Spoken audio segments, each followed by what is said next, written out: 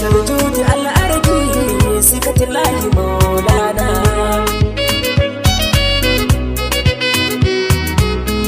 zaljudi al.arabiyi sikatillahi maulana. Al-gafuru sarkina da biyan bukatuna, gani gare ka maulana ka amsan bukatuna, sirri su guguna na yabo ga maulana. Rabana salatinka ka daɗa wa manzanka wanda ka bai wa yardanka, rahamar halittunka farko azabinka ruhinka ne girma. zaljudi al.arabiyi sikatillahi maulana.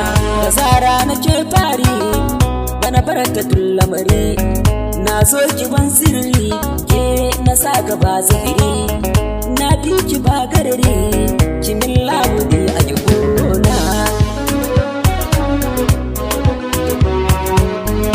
Alansa na sanya sahabbai dukan nabiya, su tsaye abin koya tijjani maulaya da shehi bakadariya da ina su gausina.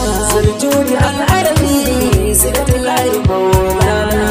Daɗi nake ji ni dai na seta ni yanin daidai, na samu komai daidai godiya da ke yin daidai. Abubakar ta shefu Hassan ne da mamalu Yusuf Umana. zaljudi al.arabiyi salamun ala arabiyi, salamun ala ummiyi, salamun ala adniyi, salamun ala hashimiyi, salamun ala arbiyi, salamun ala madaniyi, salamun ala qurashi, salamun ala bashari, salamun alayka nabiyyi, salamun ala kubbina. zaljudi al.arabiyi sikatillahi maulana. Ka haskan lisani da haske na yabo har take, da shi bi ya so yankeke kashiyan samawar keke, gashin sana kuma yalki nasifi yake maulana.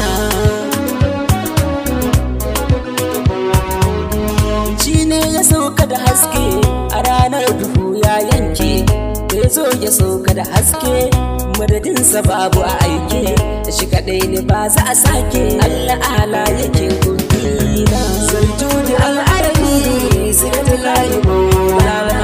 Kai ne ayo dan gata abun rabbana alfatta, wanda ake yi wa bauta ya zaɓe ka kai ya dayanta, hadi kake da fahimta a ruhi na Allah na.